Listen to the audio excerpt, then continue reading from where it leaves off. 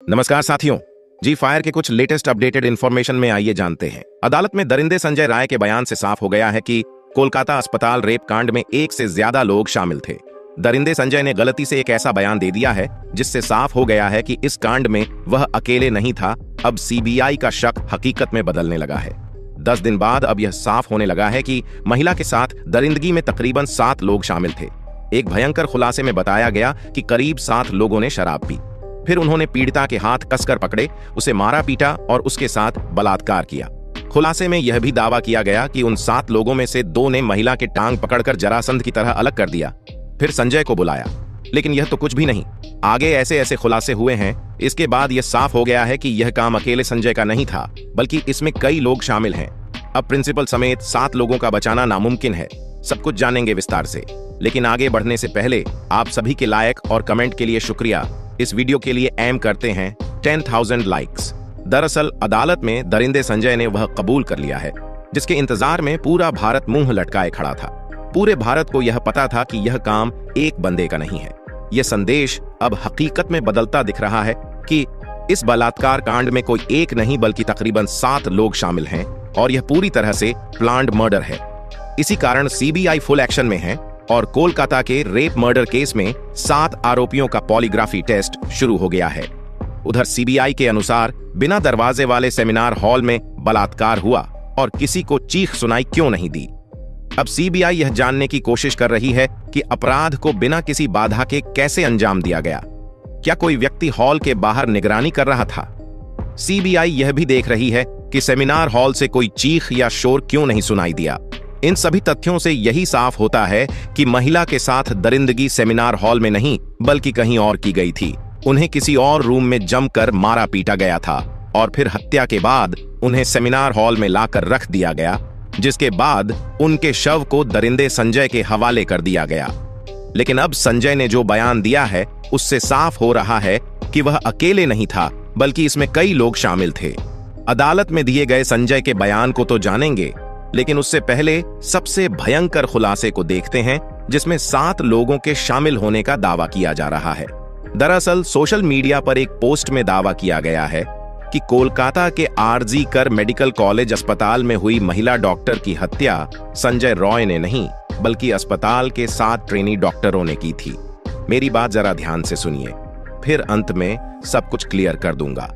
इस पोस्ट में कहा गया है कि इन ट्रेनी डॉक्टरों ने पहले महिला के साथ रेप किया और फिर उसकी टांगों को बेरहमी से चीर दिया, जैसे महाभारत में जरासंध का किया गया था। जरासंध को मारने का एकमात्र तरीका यह था कि उसे बीच से चीरकर 2 भागों में विभाजित किया जाए और फिर उन हिस्सों को अलग अलग दिशा में फेंक दिया जाए ताकि वे फिर से जुड़ न सकें। भीम ने इसी तरीके से जरासंध का वध किया था। एक्टिविस्ट मधु किश्वर ने सोशल मीडिया प्लेटफॉर्म एक्स पर इस बारे में एक पोस्ट किया जिसमें उन्होंने बताया कि अस्पताल में काम करने वाली एक महिला डॉक्टर और उसकी दोस्त के बीच हुई फोन कॉल बातचीत में यह दावा किया गया है। उन्होंने इस बातचीत का ऑडियो भी शेयर किया जो बंगाली में है। माना जा रहा है कि सीबीआई को इस ऑडियो कॉल से कई गंभीर सुराग मिल सकते हैं। मधु किश्वर के अनुसार इस बातचीत में कहा गया है कि महिला एक बहुत ही होशियार स्टूडेंट थी, लेकिन उसे अस्पताल और प्रिंसिपल के कुछ बेहद भयानक राज्य पता थे, जिसके कारण उसे धमकियां दी जा रही थीं कि उसे अपनी थीसिस पूरी नहीं करने दी जाएगी। लेकिन इसके बावजूद भी महिला डरने वाली नहीं थी। उसने इसका विरोध किया और कहा कि अगर उसे परेशान किया गया तो वह अस्पताल की काली करतूतों को उजागर कर देगी। जिसके बाद पिछले 6 महीनों से उसे लगातार परेशान किया जा रहा था। उसे बिना रुके 26 घंटे की नाइट शिफ्ट पर रखा जा रहा था और उस पर भारी काम का प्रेशर डाला जा रहा था। चेस डिपार्टमेंट के हेड, सीनियर पीजीटी और अन्य लोग भी इस बात से वाकिफ थे कि प्रिंसिपल और उनके ग्रुप नेक्सस का इस स्टूडेंट पर कितना दबाव था। इस बात से साफ है कि प्रिंसिपल समेत पूरा अस्पताल उस महिला के खिलाफ खड़ा हो गया था, क्योंकि वह सच और न्याय के लिए झुकने को तैयार नहीं थी। इस सब के बावजूद वह लड़की अपने स्टैंड पर अडिग थी। 9 अगस्त 2024 की रात इन सभी ने मिलकर उसके खिलाफ साजिश रची। पोस्ट में बताया गया कि रेप और मर्डर पहले से प्लान किया गया था। यह अब तक का सबसे खौफनाक खुलासा है और सीबीआई इसी के आधार पर जांच आगे बढ़ा रही है। बातचीत में यह भी कहा गया कि पहले कई पीजीटी और सीनियर डॉक्टर्स सेमिनार रूम में आराम करते थे, लेकिन उस रात पीड़िता को अकेले वहां सोने के लिए कहा गया। कुछ स्टूडेंट्स ने अफवाह फैला दी कि कमरा निर्माणाधीन है और वहां कोई नहीं जा सकता, जिसके बाद उस सेमिनार हॉल में किसी की जाने की हिम्मत नहीं हुई। फोन पर बात कर रही अस्पताल के डॉक्टर ने दावा किया कि घटना से पहले 4 साथी स्टूडेंट्स ने पीड़िता के साथ सेमिनार रूम में डिनर किया था, जिसमें एक लड़की भी शामिल थी। यह चारों सीबीआई के रडार पर हैं और इनकी पॉलीग्राफ टेस्ट भी कराई जा रही है। लेकिन इसके बाद पीड़िता को सेमिनार रूम में अकेले सोने के लिए कहा गया। बातचीत में यह भी बताया गया कि करीब 7 लोगों का एक ग्रुप नीचे गया और शराब पी। फिर उन्होंने पीड़िता के हाथ कसकर पकड़े, उसे मारा पीटा और उसके साथ बलात्कार किया। इस वारदात में एक महिला इंटर्न ने भी मदद की। खुलासे में यह भी दावा किया गया कि उनमें से 2 ने पीड़िता के पैर पकड़कर जरासंध की तरह अलग कर दिया, जिससे उसकी पेल्विक की हड्डियां टूट गईं। उन्होंने उसकी कॉलर बोन को भी तोड़ दिया और फिर उसे उल्टा लिटाकर उसके ऊपर जूतों से रौंदा। उसके सिर को इतनी बुरी तरह कुचला गया कि उसकी खोपड़ी फट गई। इस तरह से 9 अगस्त की देर रात कोलकाता के आरजीकर हॉस्पिटल में ट्रेनी डॉक्टर की रेप के बाद हत्या कर दी गई। देखिए, अगर यह सभी बात सच है तो फिर सीबीआई को इन 7 लोगों के खिलाफ सबूत जरूर मिलेगी और संजय के साथ इन 7 को भी कड़ी सजा मिलनी चाहिए। इसके बाद जब ये सभी लोग वारदात को अंजाम देकर सीढ़ियों से नीचे उतरे तो संजय रॉय को देखा, जो ग्रुप डी के दूसरे कर्मचारियों के साथ शराब पी रहा था। इन डॉक्टरों ने संजय से कहा कि सेमिनार रूम में जाओ, वहां तुम्हारे लिए एक लड़की है। इसके बाद संजय ने अर्धनग्न शव के साथ बलात्कार किया ताकि उसका वीर्य पीड़िता की योनि में मिल सके। सुबह पीड़िता का अर्धनग्न शव मिला था। इसके बाद देश भर के डॉक्टरों ने विरोध प्रदर्शन किया। इस ट्वीट और इस खुलासे को स्वतंत्र तरीके से हम प्रमाणित नहीं कर सकते, लेकिन यह ट्वीट सीबीआई की जांच में काफी महत्वपूर्ण होने वाली है।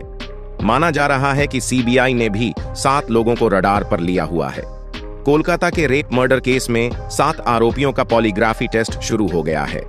मुख्य आरोपी संजय रॉय का टेस्ट जेल में ही हो रहा है।